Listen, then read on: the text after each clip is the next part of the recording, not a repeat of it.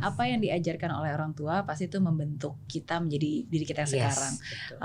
Kalau saya lihat tadi, wah berarti seorang Vina Panduwinata, Mama Ina ini tangguh, ceria, optimis, punya akhlak yang baik, cara pikir yang baik. Tapi tentu saja yang namanya hidup pasti kan naik turun. Ada banyak banget ujian. Nggak mungkin banget. Ya, jadi Nabi aja dikasih ujian, apalagi manusia. Dari begitu banyak tantangan dan kesulitan dalam hidup, yang mana yang menjadi saat momen tersulit yang paling pernah dihadapi oleh Mama Ina? Termasuk yang tersulit. Saat aku kehilangan Bapak. Bapak Pandu. Yeah. Saya kehilangan waktu ayahku meninggal itu di tahun 88.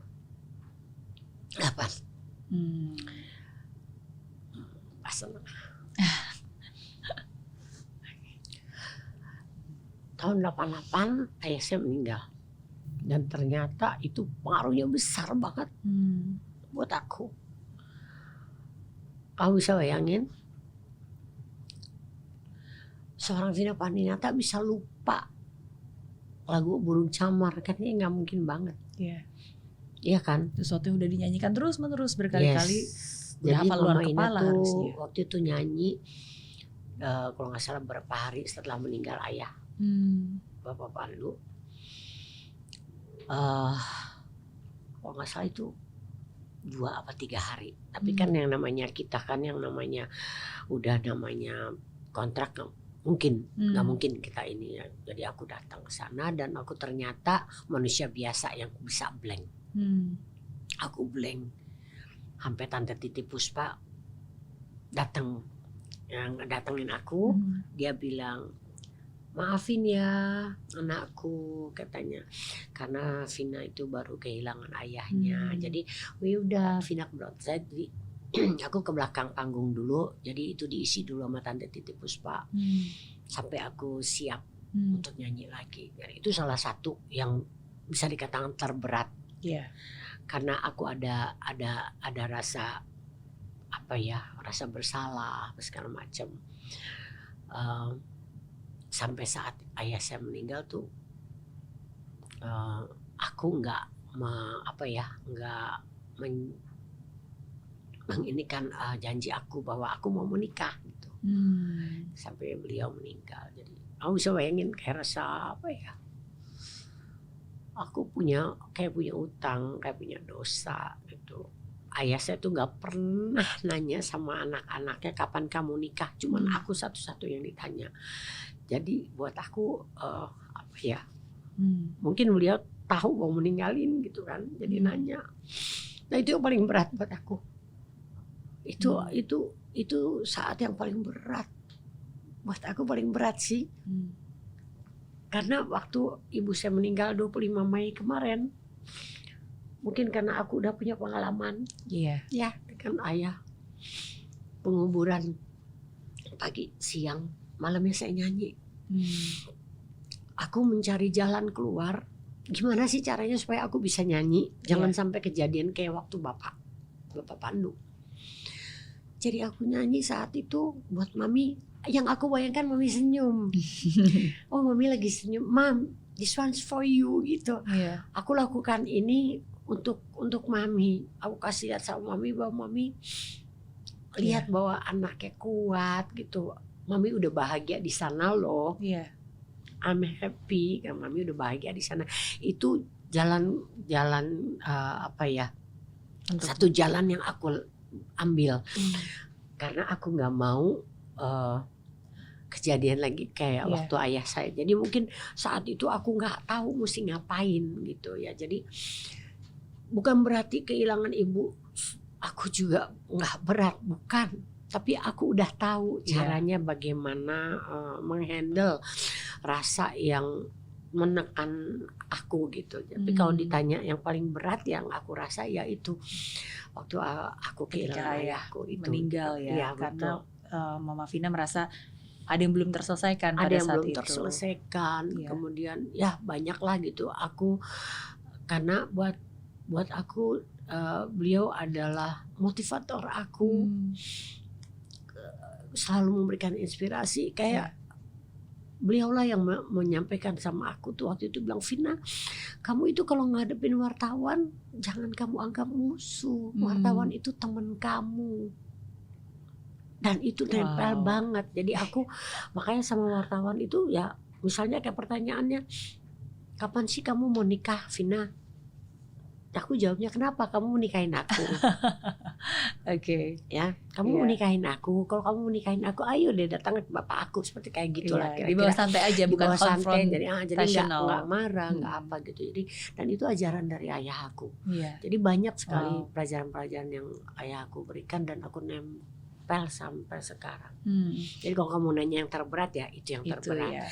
Ibuku pergi pun buat aku berat, cuman aku sudah bisa dikatakan mungkin pendewasaan yang aku dapat setelah kehilangan ayahku begitu lama. Akhirnya saya tahu bagaimana sih how to handle it, how to handle me. Jadi ternyata ada satu yang harus kita tanamkan, bahwa beliau tuh udah bahagia loh di sana. Kenapa mesti aku tertekan? Kenapa aku nggak bisa terima? Kenapa aku nggak mau? Aku harus ikhlas. Aku harus justru mendukung.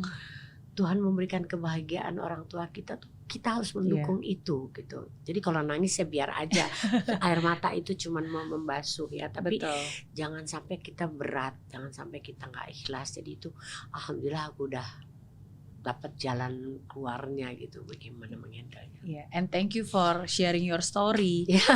Karena itu seperti yang tadi Mama Ina bilang, walaupun itu sudah terjadi tahun 88, berarti kan sebenarnya berapa tuh, 34 tahun yang lalu gitu. Tapi ketika Mama Ina men-sharingkan aja masih terasa emosinya, masih rasa kehilangannya gitu. Karena itu memang hal yang terberat sih. Terberat ya. Tapi saya percaya sih Mama Ina, maksudnya walaupun ayah sudah meninggal dunia, tapi saya yakin ayah pasti nggak pernah meninggalkan Mama Ina. Dia selalu ada. Yakin banget. Dan dia juga bisa melihat akhirnya bisa menikah, punya anak gitu. Jadi dia tidak pernah meninggalkan Mama Ina sekalipun. Itu betul banget.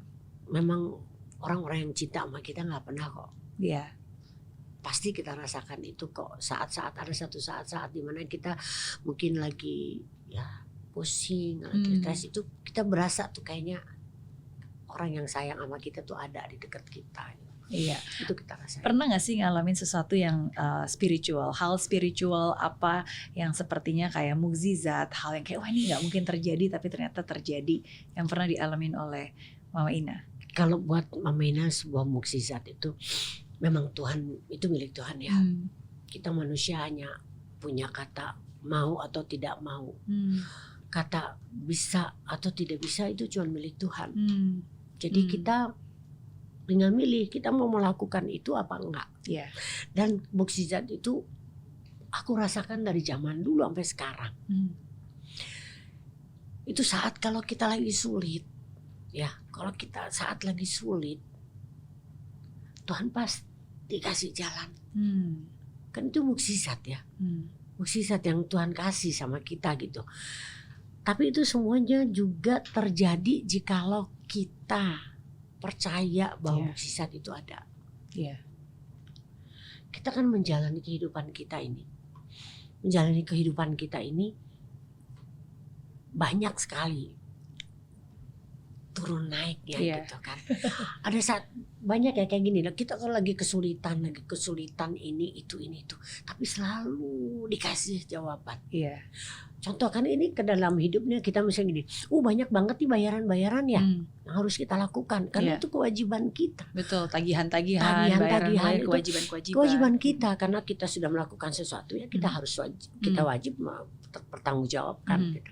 Nah itu banyak sekali hal yang kayaknya nggak mungkin banget nih, bahasanya kayak gini, lah ini bayaran ini jumlahnya sekian banyak, uang kita nih cuma segini gitu ya.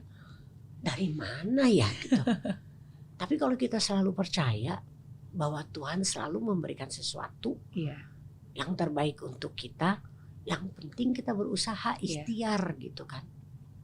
Pasti kamu dikasih jalan. Dia yang menyediakan. Ada bahasanya begini. Istilahnya Tuhan tuh bilang begini. kamu yang menanam bibit padi, aku yang mengisi buah padinya. Wow. Yeah. Pertanyaannya, Tuhan bilang, masa aku yang nanam, aku yang ngisi? Oke. Kamu yang menanam, Yeah. aku yang mengisi buahnya. Oke. Jadi artinya yang paling penting kita mau menanam. Betul. Kalau kamu nggak mau menanam, apa yang aku harus isi? Jadi masing-masing ada bagiannya. Yes. Bagian kita adalah prosesnya. Yes. Bagian Tuhan adalah hasil akhirnya.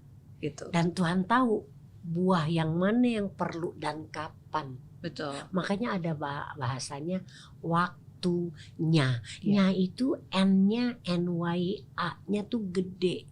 Banyak orang berpikir waktunya. No, Ya. waktunya itu adalah waktunya Tuhan. Jadi Tuhan berikan pada saat. Jadi kayak gini ya. Ada aku sangat itu mukjizat tuh. Karena Tuhan bukan memberikan apa yang kita minta. Tapi Tuhan memberikan apa yang kita butuhkan. Kalau kita minta ini, kata Tuhan, enggak, kamu tuh butuhnya saatnya di sini, bukan di sini. Kamu minta yang ini, saya nggak kasih. Saya mau kasihnya saat kamu butuh. Buat saya itu mukjizat yang luar biasa yang harus kita syukurin gitu. Jadi kalau pertanyaan mukjizat itu mukjizat ya? Itu. Dan selama ini dan itu terjadi dalam hidupnya Mama Ina. Kayak contoh misalnya kayak saya punya asisten. Itu sampai banyak belajar dari aku. Aku bilang jangan pernah merasa bahwa kita nggak punya. Jangan pernah kamu meragukan cinta Tuhan. Ya, percaya deh. Tuhan kalau berikan rezeki sama kita, itu pasti ada titipan. Kalau kamu nggak pernah berikan kepada orang lain titipan Tuhan, ntar Tuhan nggak percaya lagi sama kamu. Jadi kalau kita punya uang 1 juta, ada orang lain perlu misalnya 800.000. Sementara ini prioritas. Sementara aku butuhnya 5 juta. Apa bedanya saya mencari 5 juta dengan 4 juta? Kan karena saya yakin saya akan dikasih jalan nih. Oke. Tolong aja, karena kamu percaya nggak bahwa itu adalah titipan Tuhan kepada si orang ini? Betul. Percaya deh Dan sama itu aku. satu hal yang luar biasa, karena ketika kita memberi di saat kita lebih, itu mungkin wajar. Tapi ketika kita memberi di saat kita juga masih kekurangan sebenarnya. Kayak tadi Mama Ina bilang kan, adanya 1 juta, butuhnya 5 juta, tapi ada orang yang membutuhkan nih 800.000. Gimana nih? Saya juga lagi butuh. Nah, sekarang itu kamu bagaimana kamu tahu bahwa yang selama ini kamu dapat banyak, ada beberapa yang tertinggal titipan Tuhan. Bisa aja yang tapi itu pernah terjadi di dalam hidupnya Mama Ina. Sering banget. Lagi butuh sesuatu. Sering banget. Dan terjadinya adalah Tuhan berikan jalan. Bukan lagi 5 juta Tuhan berikan, tapi 10 juta. Tapi aku berikan 800 itu bukan untuk minta sama Tuhan. Ini bukan loh. Bukan untuk mancing ya. Ini sudah kasih ini terus kita nagih. Bukan. Tuhan saya udah kasih ini loh. Mana balasannya gitu. Aku lebih condong begini. Rasa bersyukur itu bukan saat kita dapat bersyukur sama Tuhan, bukan. Bersyukur terus untuk dapat, minta sama Tuhan untuk dapat, bukan. Rasa bersyukur itu apa yang telah kita buat, kita dapat, kita lakukan kebaikan di depannya. Itu baru namanya rasa bersyukur. Bukan melakukan kebaikan untuk mendapatkan kebaikan lagi. Tapi mensyukuri apa yang telah kita dapat, berikanlah rasa syukur itu sebuah kebaikan. Jadi aku melihatnya seperti itu. Dan mukjizat betul terjadi selama hidupku. Mungkin kayak netizen yang sekarang nonton mungkin dia berpikir masa sih seorang Vina Panduwinata yang begitu suksesnya pernah sampai merasa kekurangan uang. Iya, mungkin orang bertanya seperti itu. Ingat ya, perputaran itu sekarang gini, oke, uangnya Vina cuma segitu, kan tapi Vina punya banyak harta. Tapi kan yang namanya uang perputaran kan bisa aja. Ada saatnya kita jangan dikira, mohon maaf ya, orang yang punya uang triliunan, miliaran segala macam, ada saatnya dia juga nggak punya uang. Karena uang yang ada itu untuk bayaran ABCD. Betul. Untuk dirinya nggak ada. Iya kan? Betul. Tapi namanya kita bukan nggak punya uang, kita punya uang. Tapi ada kewajiban-kewajiban yang harus di ini. Kalau dilihat, oh kok buat gue nya nggak ada ya, istilahnya gitu. Betul. Iya kan? Buat gue nya nggak ada nih. Yang ada nih. Tapi apa? Itu memang kehidupan, memang harus dilakukan seperti itu. Jadi menurut aku sebuah mukjizat itu kita dapatkan di saat kita lagi membutuhkan sesuatu, bantuan dari Tuhan, Tuhan berikan. Itu sebuah mukjizat, dan itu terjadi selalu di saat kita mau selalu percaya bahwa Tuhan selalu ada membantu kita. Dan seringkali hadiah itu dikasih, diuji dulu nih, ini orang tulus gak sih, layak gak sih, siap gak sih sebelum saya kasih anugerah yang lebih besar. Kan ada bahasa, pelangi itu ada sesudahnya hujan angin kan. Ya kan, kemuliaan itu akan kamu dapatkan setelah kamu menebus kesulitan. Baru Tuhan berikan kemuliaan. Betul. Pelangi itu, mana ada sih pelangi tanpa hujan? Ya nggak ada. Itu kan sebenarnya jelas banget, kita nggak usah pusing-pusing mikir, lihat aja depan mata, pelangi itu ada. Oh sesudah hujan, nggak ada pelangi kalau nggak ada hujan, berarti kita susah dulu baru kita dapat kemuliaan dong. Betul. Dan maukah kita walaupun susah tetap berterima kasih, berprasangka baik. Itu ujian yang sesungguhnya. Ya kan, karena kalau dikasih hadiah orang kita berterima kasih, tapi ketika saya belum kasih nih, kamu masih terima kasih nggak sama saya?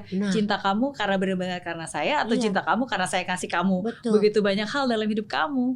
Kita aja waktu sekolah, mana ada kita namanya ujian mau dapat bagus kalau kita nggak belajar. Bisa kan? Enggak kan? Dan ada satu lagi yang kita harus bersyukur, jangan terlalu berharap. Kamu harus dapat 10 nih, begitu dapat 6 kamu nggak bersyukur loh. Padahal 6 itu udah satu hal yang bagus. 7 itu udah bagus. Atau 9, maunya 10, dikasih 9 kamu gak bersyukur. Jangan sampai kita begitu. Makanya apa yang kita lakukanlah. Jangan kita targetin Tuhan akan kasih segitu. Betul. Seperti yang tadi Mama Ina bilang, balik lagi, kita yang nanam padinya, Tuhan yang ngisi. Terserah Tuhan mau ngisi berapa buah yang penting kita nanam dulu gitu. Kan itu semuanya ada perhitungan. Apa yang telah kita buat sebelumnya. Tuhan akan berikan berapa banyak buah itu. Itu ada perhitungannya dengan kebaikan-kebaikan perjalanan hidup kita sebelumnya. Kan itu ada perhitungannya. Jadi ngobrolnya kayak ini ya. Ini Vina Panduwinata atau Ustadz atau pendeta. Tapi justru itu yang pengen kita pelajari dan gali kan, dari cara pandang, cara pemikiran yang dialami oleh seorang Vina Panduwinata.